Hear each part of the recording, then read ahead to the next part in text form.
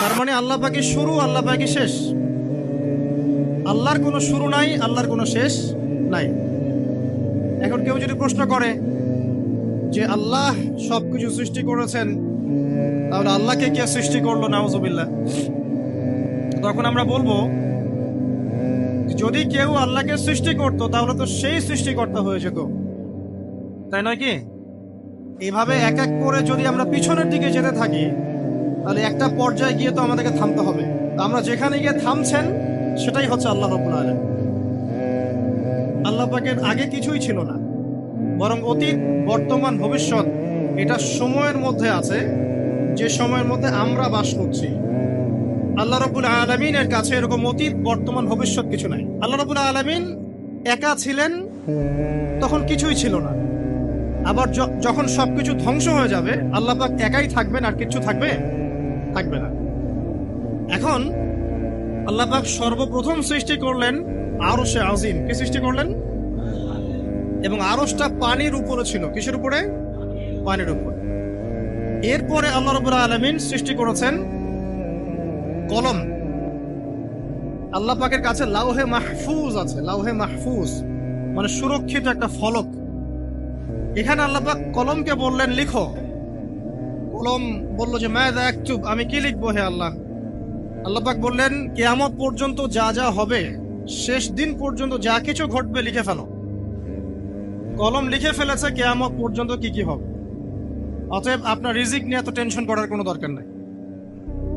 বিয়ে শাদী হচ্ছে না, এই জন্য কবরে গিয়ে মানত করার কোনো দরকার নেই। সময় মতো হবে ইনশাআল্লাহ। যখন রিজিক তাকদিরে লেখা আছে, সময় মতো ইনশাআল্লাহ হবেই। তাকদিরের বাইরে কিছু হবে না। তো আল্লাহ পাক তাকদির লিখে ফেললেন। এমনকি লাউহে মাহফুজে কোরআনও লিপিবদ্ধ আছে। সূরা বুরুজ পড়েন নাই? বাল হুয়া কুরআনুম মাজিদ ফি লাউহিম মাহফুজ। লাউহে মাহফুজ থেকে কোরআন মাজিদ নাজিল করা হয়েছে প্রথম আসমানে।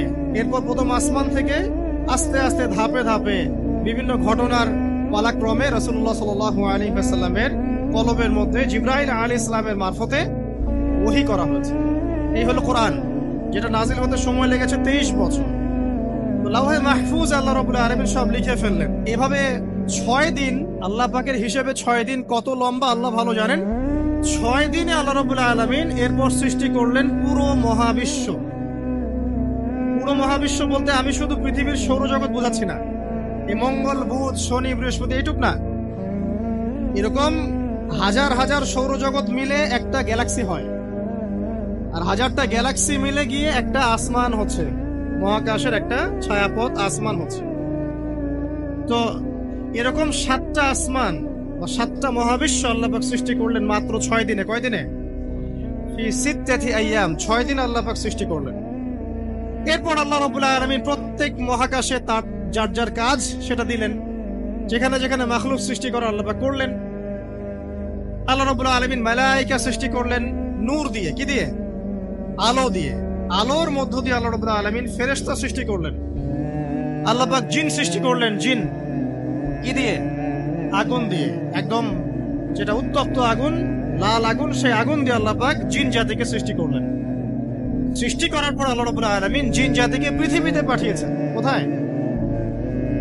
আর এখন মানুষ পৃথিবীতে যা করছে, জিন জাতীয় কিছুটা এরকমই কাজ করেছে, বরং তার চেয়েও হয়তো বেশি করেছে।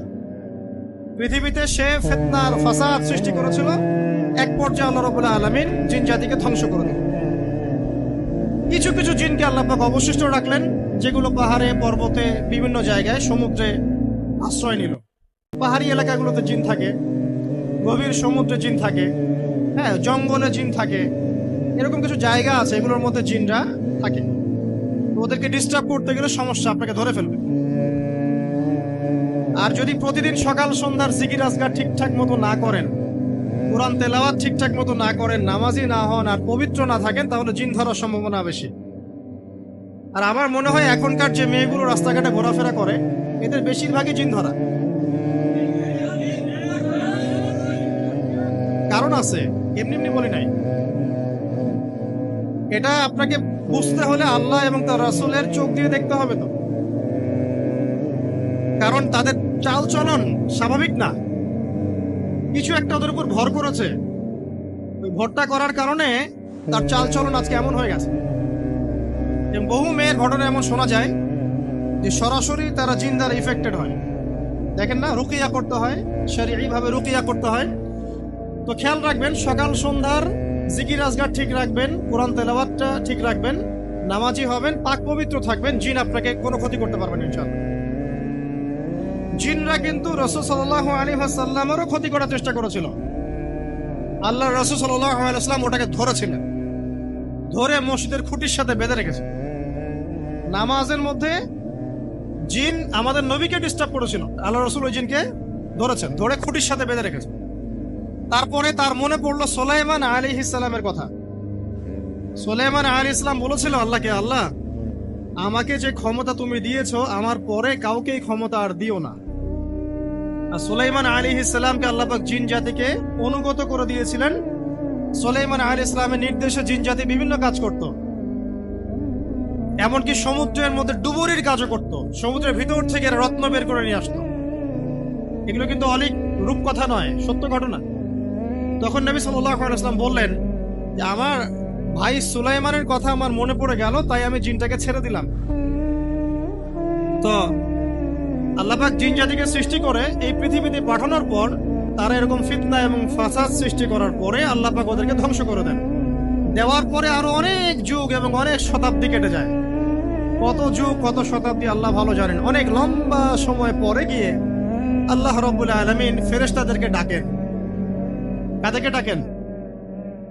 তাদেরকে ডেকে বলেন, ওয়াইজ ক্বালা রাব্বুকা লিল মালায়েকা, স্মরণ করো নবী সেই সময়ের কথা যখন তোমার রব ফেরেশতাদেরকে ডাকলেন, ডেকে বললেন, ইন্নী জাইলুন ফিল আরদি খলিফা, হে ফেরেশতা মণ্ডলী, আমি পৃথিবীতে আমার খলিফা পাঠাতে চাই।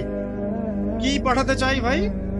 খলিফা। খলিফার দুটো অর্থ, একটা হচ্ছে ওই যে জিনরা যে চলে গেল, ওর স্থলাভিষিক্ত হয়ে আরেকটা জাতি, স্থলাভিষিক্ত হওয়া। আরেকটা ব্যাখ্যা হচ্ছে খলিফা শব্দের মানে হচ্ছে যে ব্যক্তি আল্লাহ পাকের বিধান অনুযায়ী পৃথিবীতে বিচার ফয়সালা করে, সে আল্লাহর খলিফা। আমি কি বুঝাতে পারছি? আল্লাহ পাক ফেরেশতাদেরকে বললেন, আমি পৃথিবীতে আমার খলিফা পাঠাতে চাই, প্রতিনিধি, এবং যে আল্লাহর বিধান দ্বারা বিচার ফয়সালা করে। তখন ফেরেশতারা বলছেন, ক্বালু, ফেরেশতারা বলছেন, আতাজআলু ফিহা মান ইউফসিদু ফিহা ওয়া ইয়াসফিকু দিমা, হে আল্লাহ, আপনি কি এমন কোন সৃষ্টিকে আবার পৃথিবীতে পাঠাতে চান যে পৃথিবীতে গিয়ে ফিতনা ফাসাদ সৃষ্টি করবে অথবা রক্তপাত ঘটাবে? ফেরেশতারা এই কথা কিভাবে বলতে পারলো? হ্যাঁ, জিন জাতির অভিজ্ঞতার আলো। ঠিক আছে। তখন আল্লাহ পাক বলছেন, ইন্নী আ'লামু মা লা তা'লামুন, দেখো আমি যা জানি তোমরা তা জানো না। মানে তারা ফিতনা ফাসাদ সৃষ্টি করতে পারে, কিন্তু আমার কিছু মুখলেস বান্দা থাকবে যারা এই পথে পা বাড়াবে না। আচ্ছা, এবার আল্লাহ রাব্বুল আলামিন আদম আলাইহিস সালামকে সৃষ্টি করলেন।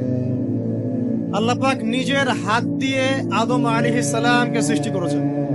সূরা সাদের মধ্যে আল্লাহ পাক বলেছেন, দেখুন মহাবিশ্বের কোন সৃষ্টির ব্যাপারে বলা হয়নি যে খলাকতু বিয়াদাই, আমি নিজ হাতে তাকে সৃষ্টি করেছি। শুধুমাত্র আদম আলাইহিস সালাম, আমাদের পিতার ক্ষেত্রে বলা হয়েছে খলাকতু বিয়াদাই, আমি নিজ হাতে তাকে সৃষ্টি করেছি। কত সম্মান, কত ভালোবাসা, তাই না? এবার আল্লাহ রাব্বুল আলামিন আদম আলাইহিস সালামকে সমস্ত নাম শিক্ষা দিলেন। সমস্ত নাম মানে কি? ওয়াল্লামা আদামাল আসমাআ কুল্লাহা, আল্লাহ পাক বলছেন, এরপর আমি আদম আলাইহিস সালামকে মহাবিশ্বের যত জ্ঞান আছে সমস্ত নাম শিক্ষা দিয়ে দিলাম। সুবহানাল্লাহ। যেই জ্ঞান ফেরেশতাদেরও ছিল না, যেই জ্ঞান ইবলিসেরও ছিল না। ইবলিস কিন্তু অনেক জ্ঞানী ছিল, অনেক বড় আবেদ ছিল, সে দীর্ঘদিন আল্লাহর ইবাদত করেছে, কিন্তু এই জ্ঞান কিন্তু তারও ছিল না, ফেরেশতাদেরও ছিল না। সুম্মা আরাদাহুম আলাল মালায়েকা, এরপর আল্লাহ রাব্বুল আলামিন আদম আলাইহিস সালামকে ফেরেশতাদের সামনে নিয়ে আসলেন, উপস্থাপন করলেন। মহাবিশ্বের ঘটনা, এটা ঘটছে, চিন্তা করেন, এটা কিন্তু ঘটেছে আগে, অতীত। এবার সমস্ত ফেরেশতার সামনে আদম আলাইহিস সালামকে নিয়ে আসা হচ্ছে। এবার বলা হচ্ছে যে, হে ফেরেশতারা, তোমরা এই নামগুলো বলে দাও দেখি, তোমরা যদি সত্যবাদী হও। তো ফেরেশতারা বলছেন, লা ইলমা লানা ইল্লা মা আল্লামতানা, হে আল্লাহ, আপনি আমাদেরকে যা শিখিয়েছেন এর বাইরে তো কোনো জ্ঞান নাই আমাদের। তারপর আল্লাহ পাক আদমকে বললেন আলাইহিস সালাম, হে আদম, তুমি সব নাম বলে দাও দেখি। এরপর আদম আলাইহিস সালাম সমস্ত নাম একটা একটা করে বলে দিলেন। তাহলে আমাদের পিতা জ্ঞানী ছিলেন, নজ্ঞ ছিলেন? আর আমরা তার সন্তান হিসেবে জ্ঞানী নজ্ঞ, এটা আমাদের শোভা পায়? আমাদের পিতা ছিলেন মহাবিশ্বের সবচেয়ে জ্ঞানী সত্তা। আল্লাহ রাব্বুল আলামিন তাকে জ্ঞান শিক্ষা দিয়েছেন, সমস্ত জ্ঞান। তবে তার সমস্ত জ্ঞান আর এই মহাবিশ্বের সমস্ত জ্ঞান আল্লাহর জ্ঞানের তুলনায় কতটুকু জানেন? একটা সমুদ্রের মধ্য থেকে এক ফোঁটা পানি উঠালে যেমন হয়, পুরো মহাবিশ্বের জ্ঞান আল্লাহর জ্ঞানের সামনে এতটুকু। আল্লাহ পাকের জ্ঞান এত অসীম, পুরো মহাসাগরের মধ্য থেকে এক ফোঁটা পানি তুললে, ওই যে এক ফোঁটা পানি তুললেন, এটা মহাবিশ্বের জ্ঞান। আর বাকি সমস্ত পানি এটা আল্লাহ পাকের জ্ঞান। ঠিক দুনিয়ার জীবনের এক্সাম্পলটা এমনই।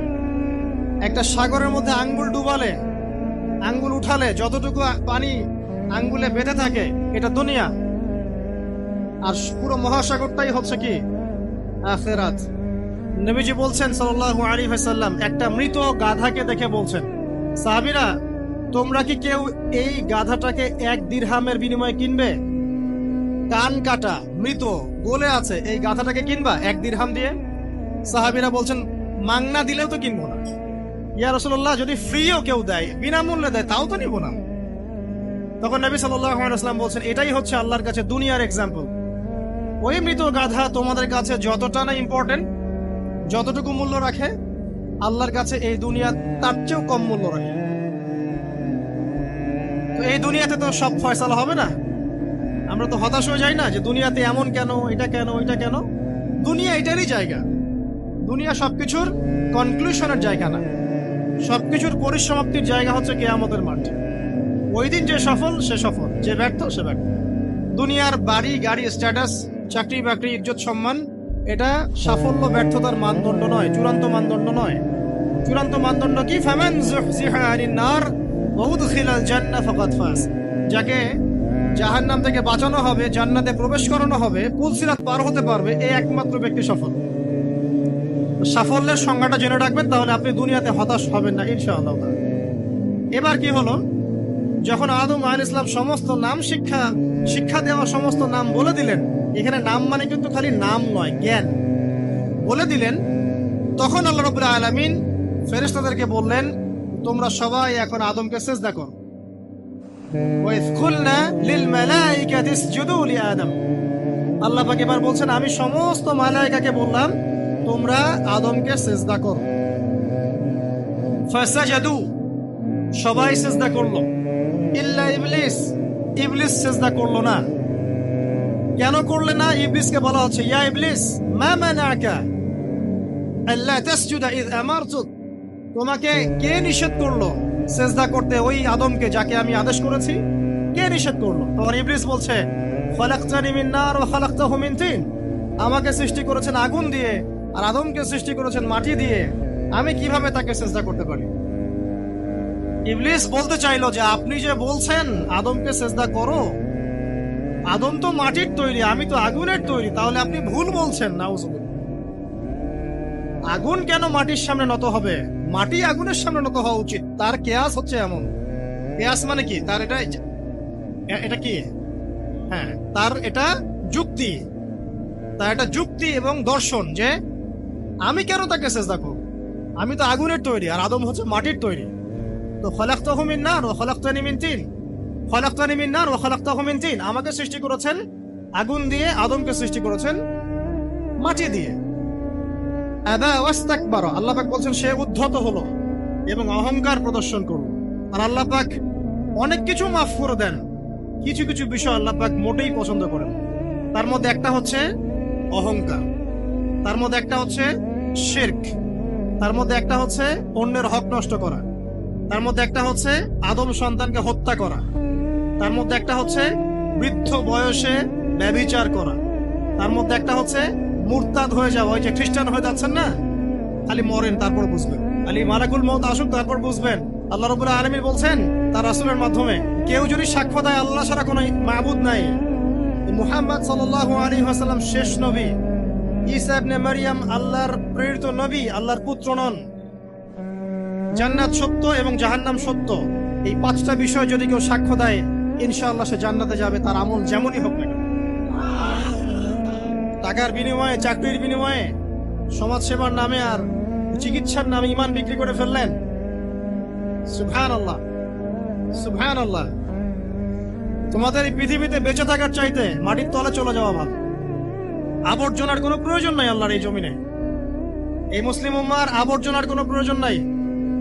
এই মুসলিম উম্মার ইমানদার সাহসী তরুণ প্রজন্মের দরকার। আল্লাহ পাক কবুল করুন, আমিন। এরপরে কি হলো? ইবলিস সিজদা করলো না, আবা ওয়াস্তাকবার, সে উদ্ধত হলো এবং অহংকার প্রদর্শন করলো। এবার আল্লাহ পাক জিজ্ঞাসা করলেন, কেন করলে না? কেন করলে না? সে বলল যে আগুন দিয়ে সৃষ্টি করেছেন আমাকে, তাকে সৃষ্টি করেছেন আপনি মাটি দিয়ে, আপনি ভুল আমি সঠিক, আমি কেন তাকে সিজদা করব? আল্লাহ পাক তখন আর তার প্রতি রহম করলেন না।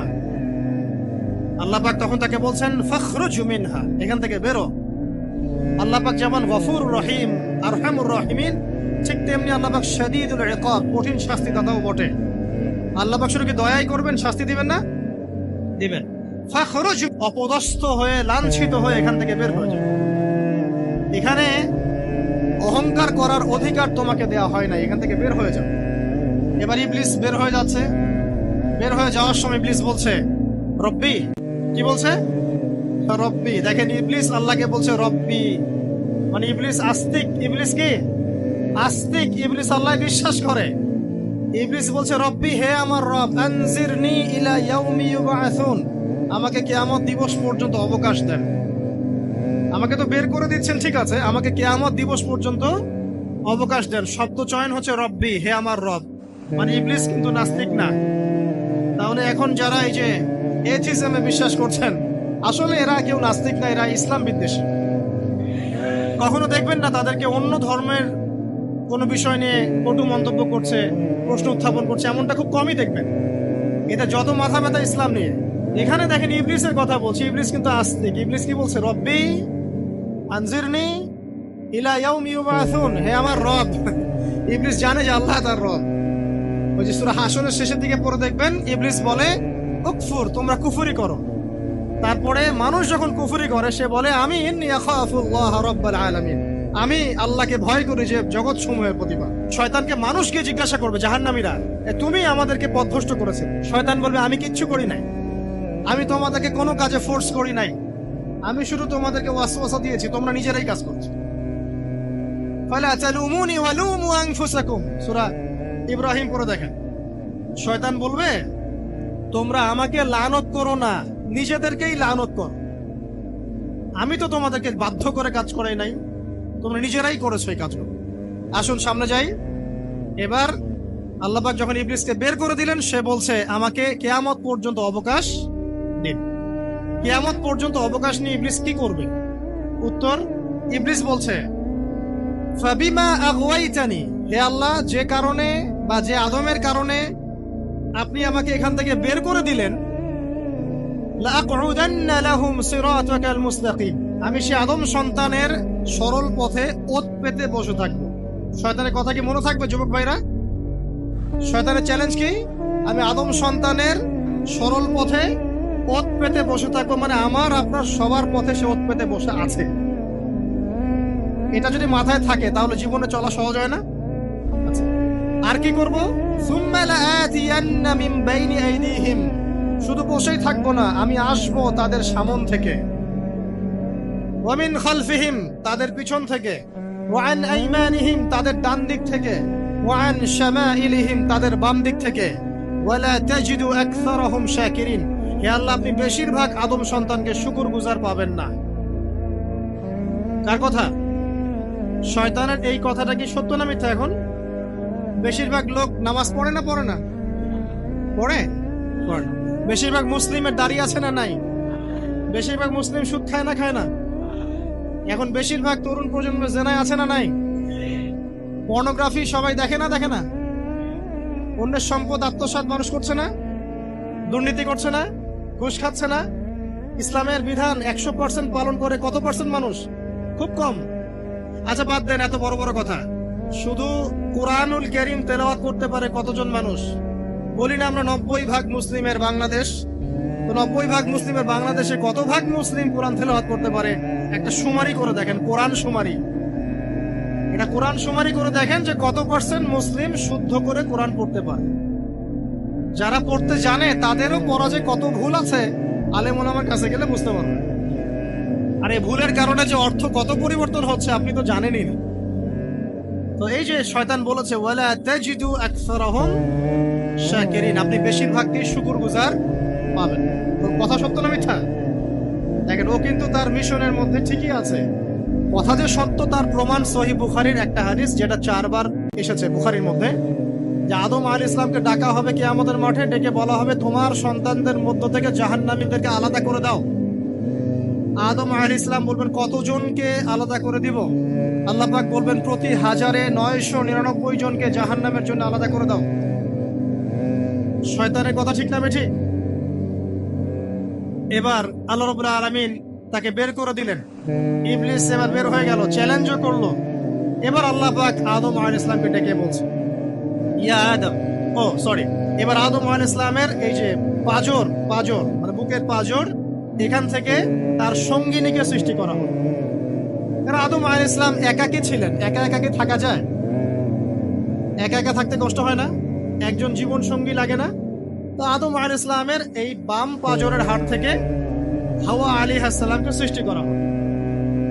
সৃষ্টি করার পর আরো একটা ঘটনা আছে যে আল্লাহ রাব্বুল আলামিন আদম আলাইহিস সালামের পিঠের যে অংশটুকু আছে, এই অংশটুকু থেকে আগামীতে যত আদম সন্তান আসবে সবাইকে ছোট ছোট পিঁপড়ার আকৃতিতে সামনে নিয়ে দেখালেন।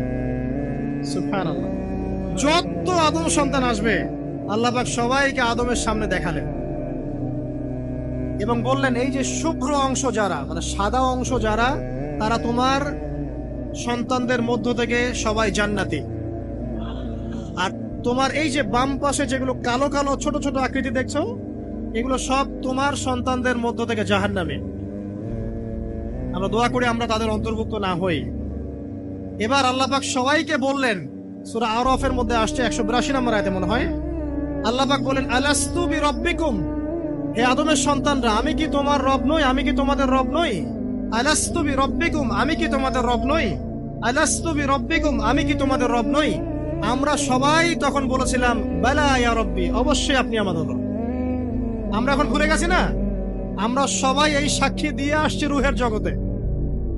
আর রুহের জগৎ বলে একটা জগৎ আছে, অনেক জগৎ আছে। রুহের জগৎ একটা, দুনিয়ার জগৎ একটা, জিন জাতির জগৎ আলাদা, বারজাখ পরকালে যে কবরে রাখার পরে বারজাখের জগৎ একটা, আর দারুল করার যেটা হবে একদম জান্নাত জাহান্নাম, ওটা আরেকটা জগৎ। এই যে মহাবিশ্ব যে সম্প্রসারিত হচ্ছে, এক এক গ্যালাক্সিতে এক একটা জগৎ না, এরকম বহু জগৎ আছে। রুহের জগতে আমরা এই ওয়াদা আল্লাহর কাছে করে এসেছি। এটাকে আহদে আলাস্তু বলে। কি বলে?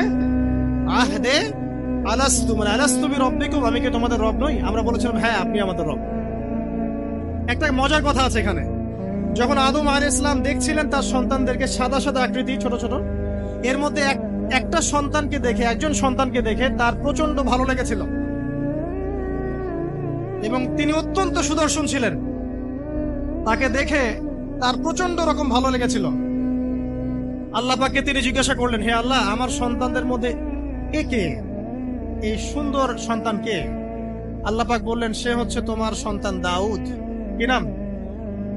দাউদ আলাইহিস সালাম। আর আপনাকে বলে রাখি, আদম আলাইহিস সালামের ব্যাপারে যেমন আল্লাহ পাক বলেছেন আদম আমার খলিফা, ঠিক দাউদ আলাইহিস সালাম সম্পর্কেও আল্লাহ পাক বলেছেন দাউদ আমার খলিফা।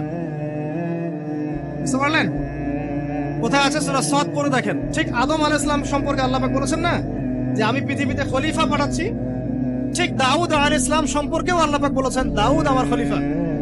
ইয়া দাউদ ইন্না জাআলনাকা খলিফাতান ফিল আরদ ফাহকুম বাইনান নাস বিল হক ওয়া লা তাত্তাবি'ল হাওয়া। আয়াতটা পড়ে দেখবেন, ওইদিকে আমি পরে আসছি। তো ওই সন্তানকে দেখে তার এত ভালো লাগলো, আল্লাহর কাছে তিনি জিজ্ঞাসা করছেন, হে আল্লাহ, আমার এই সন্তানের হায়াত কত? আল্লাহ পাক বলছেন তোমার এই সন্তানের হায়াত হচ্ছে 60 বছর। কত বছর?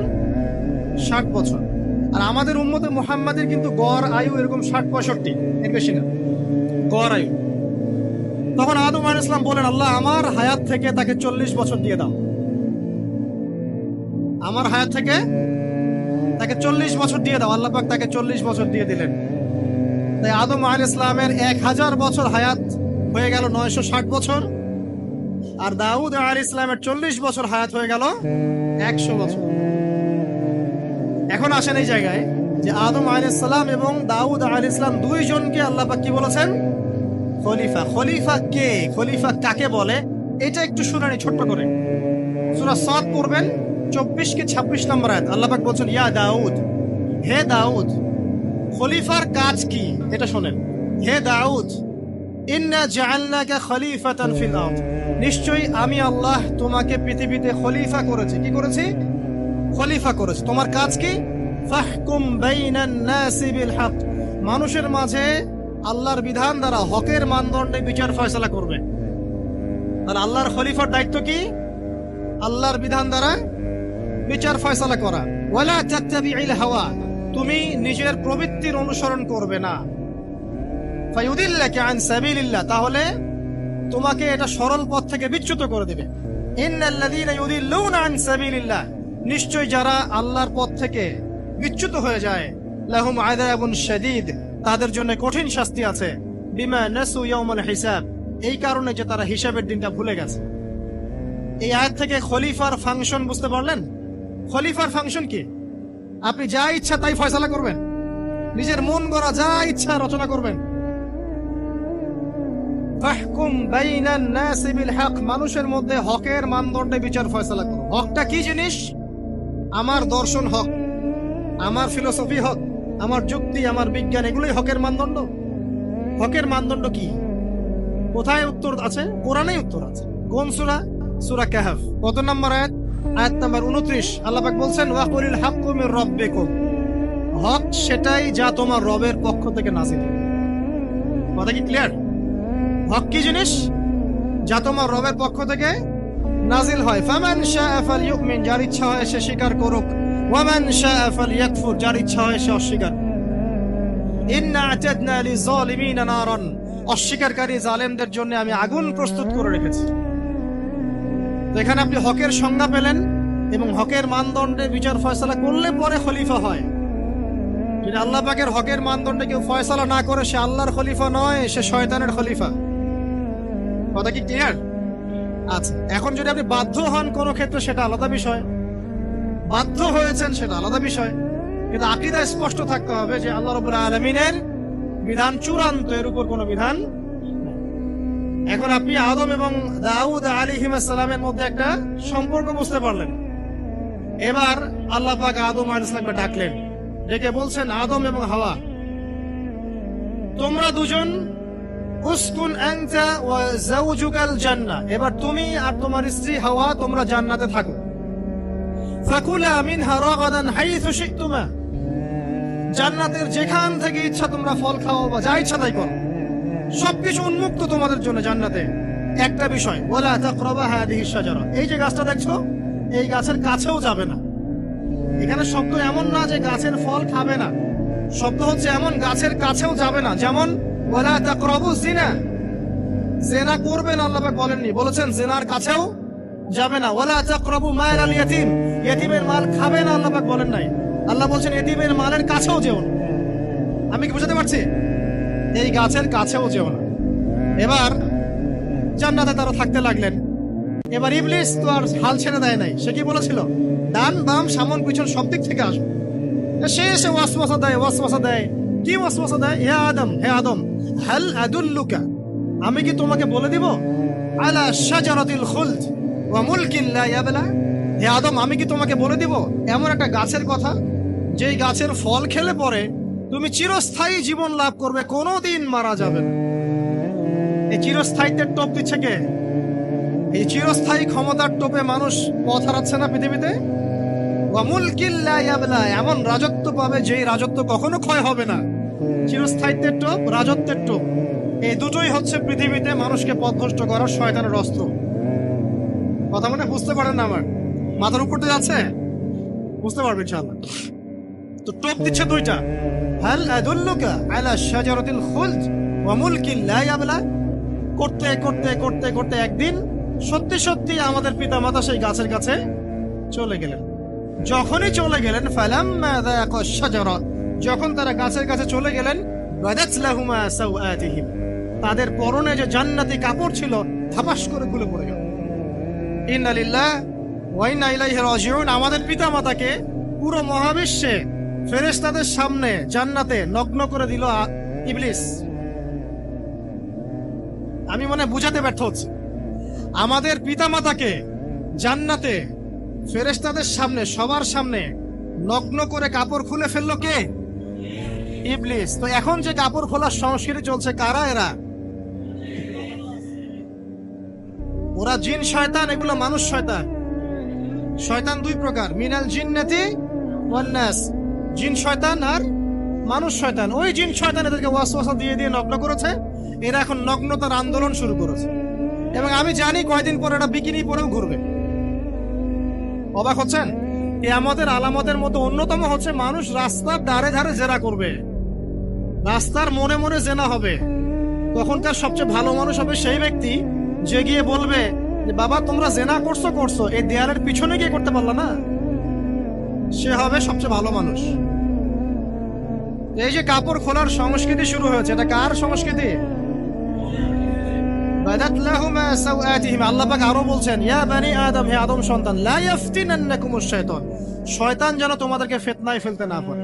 কামা আখরাজা আবাওয়াইকুম মিনাল জান্নাহ, ঠিক যেভাবে শয়তান তোমাদের পিতামাতাকে জান্নাত থেকে বের করে দিয়েছিল। আর কি করেছিল?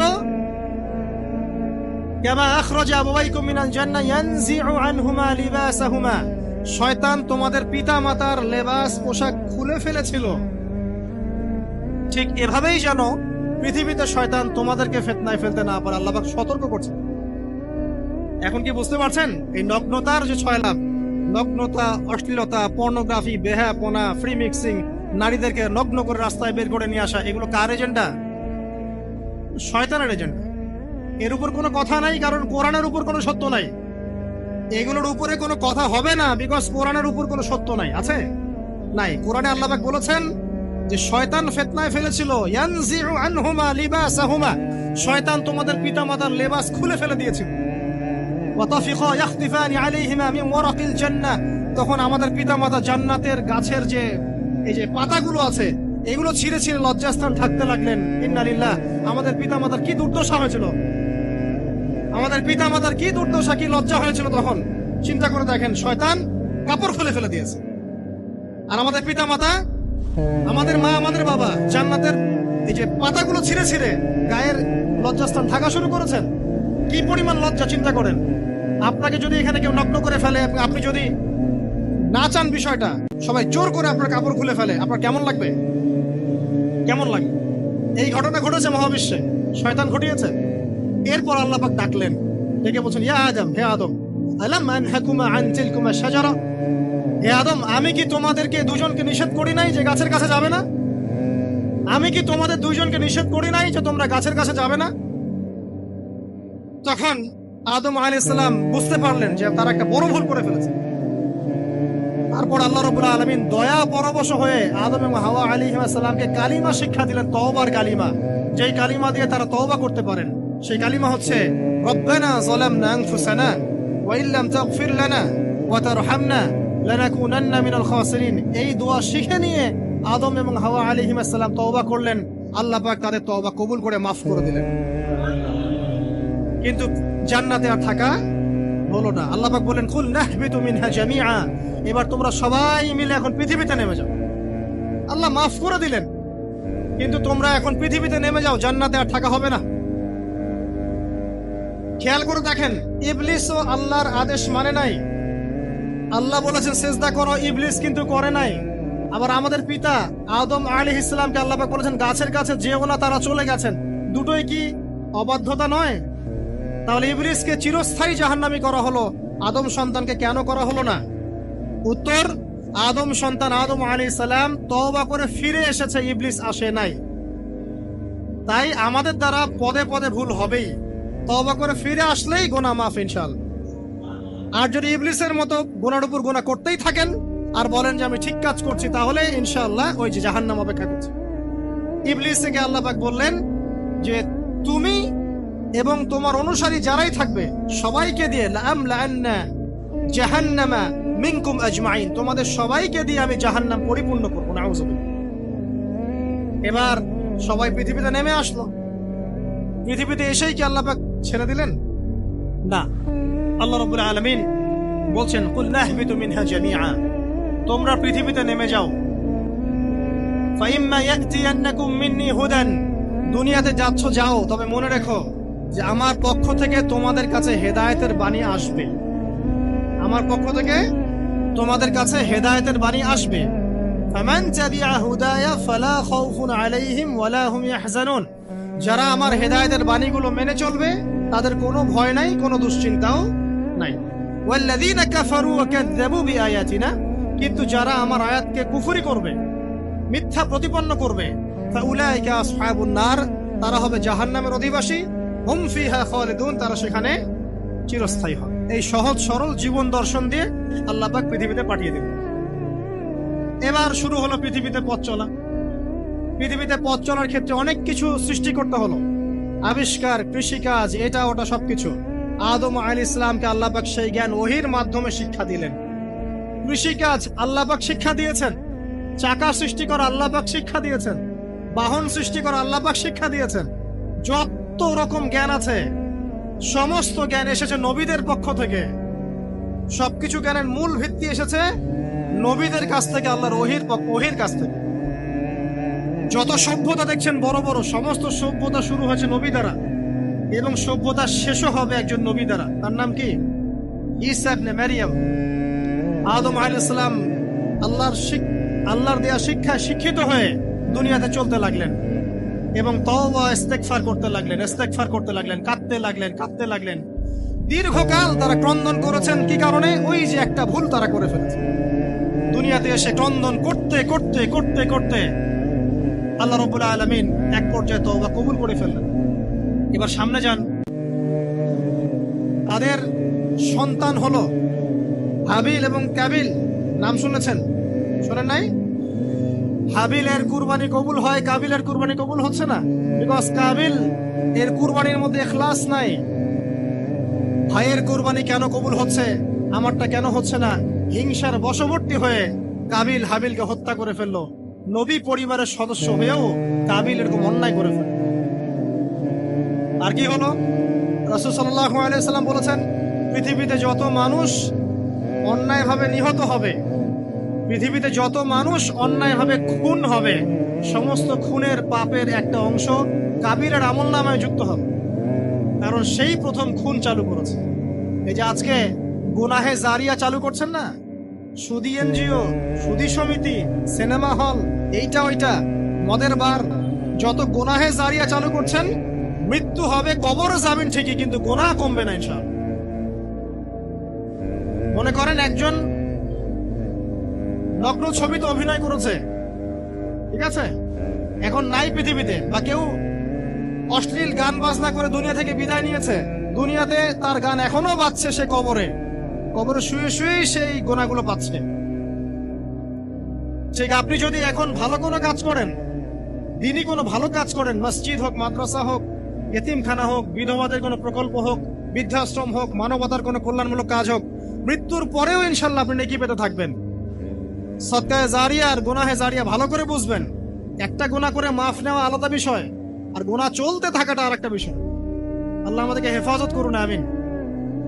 নবী পরিবার এগিয়ে গেল এবং তাদের সময়ে তারা শুধু ক্রন্দন করেছেন, ইবাদত করেছেন, আল্লাহর কাছে ইস্তেগফার করেছেন এবং ওই যে জান্নাতে ফিরে যাওয়ার জন্য তারা আপ্রাণ চেষ্টা করেছেন। এক পর্যায়ে আদম আলাইহিস সালামের বয়স যখন 960 বছর হলো, আল্লাহ রাব্বুল আলামিন তাকে ওফাত দিলেন, তার ইন্তেকাল হয়ে গেল। ইন্না লিল্লাহি ওয়া ইন্না ইলাইহি রাজিউন। এরপরেও নবী পরিবার চলতে লাগলো। চলতে চলতে পরবর্তীতে আসলেন নূহ আলাইহিস সালাম, তারপরে ইব্রাহিম, আদ জাতি, তারপর সামুদ, তারপরে শুআয়ব, কওমে মাদিয়ান, মূসা, দাউদ, সুলাইমান, ইসহাক, ইয়াকুব। নবী পরিবার চলতেই লাগলো। এক পর্যায়ে ঈসা আলাইহিস সালামের পরে মুহাম্মদ সাল্লাল্লাহু আলাইহি ওয়াসাল্লামের মধ্য দিয়ে নবীদের সিলসিলা আল্লাহ পাক শেষ করে দিলেন। এভাবেই সভ্যতা এগিয়ে গেছে, এভাবেই আমাদের পিতামাতার হাত ধরে জ্ঞান পৃথিবীতে এসেছে। এবং ওই যে শয়তানের মিথ্যা প্রলোভন, প্রতারণা, এর ফলশ্রুতিতে ওই যে আমাদের পিতামাতার গা থেকে কাপড় খুলে পড়লো, আল্লাহ পাক রাগান্বিত হয়ে সবাইকে দুনিয়াতে নামিয়ে দিলেন, ইবলিসকে চিরস্থায়ী জাহান্নামী ঘোষণা করলেন। কিন্তু আমাদের পিতামাতার ক্রন্দন, তওবা, ইস্তেগফার আমলের বদৌলতে আল্লাহর রহমতে আল্লাহ পাক পিতামাতাকে মাফ করে দিলেন, আলহামদুলিল্লাহ। এভাবেই মানব জাতি এগিয়ে যাচ্ছে। আজকে আমরা এই পর্যায়ে পর্যন্ত এসেছি। আদম আলাইহিস সালামের এই সংক্ষিপ্ত জীবনী থেকে আমরা কি শিখলাম?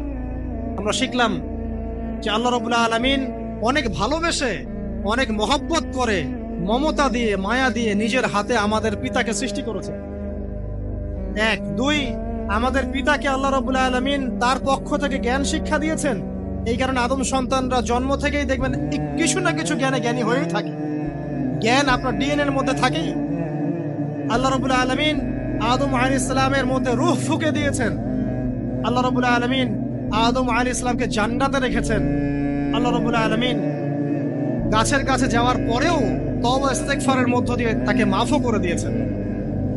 আল্লাহ রাব্বুল আলামিন আদম এবং হাওয়া আলাইহিস সালামের মধ্য দিয়ে এই পৃথিবীতে মানব জাতির সিলসিলা অব্যাহত রেখেছেন এবং কিয়ামত পর্যন্ত যত আদম সন্তান আসবে তাদের জন্য আল্লাহ পাক তার পক্ষ থেকে হেদায়েত প্রেরণ করেছেন। এক যুগে তাওরাত এসেছে, কখনো জাবুর, কখনো ইনজিল, কখনো কোরআন। সর্বশেষ টেস্টামেন্ট হিসেবে কোরআন এসেছে। এখন যদি এই ওহীর বাণী কোরআন এবং এর ব্যাখ্যা হাদিস আমরা মেনে চলি, ইনশাআল্লাহ তাআলা আমরা আবার সেই জান্নাতে ফিরে যাব যেখান থেকে আমাদেরকে নামিয়ে দেওয়া হয়েছে। আর যদি আমরা কোরআন এবং হাদিস বা আল্লাহর ওহীর পরোয়া না করি, এর আলোকে জীবন না করি, তাহলে ওই ইবলিসের সাথেই আমাদেরকে জাহান্নামে থাকতে হবে। নাউযুবিল্লাহ। আল্লাহ রাব্বুল আলামিন আমাদের সবাইকে কোরআন এবং সুন্নাহ, আল্লাহর ওহী মেনে চলার তৌফিক দান করুন এবং ইবলিসের খপ্পর থেকে আল্লাহ পাক আমাদেরকে বাঁচিয়ে রাখুন। ইবলিসের যত এজেন্ট আছে, ওদের যে দুরভিসন্ধি, ষড়যন্ত্র এবং শয়তানি ফাঁদ, এগুলো থেকে আল্লাহ পাক আমাদেরকে, আমাদের মা বোনদেরকে, আমাদের পরিবারের সদস্যদেরকে, আমাদের সমাজকে, রাষ্ট্রকে আল্লাহ পাক হেফাজত করুন, বাঁচিয়ে রাখুন। আমিন।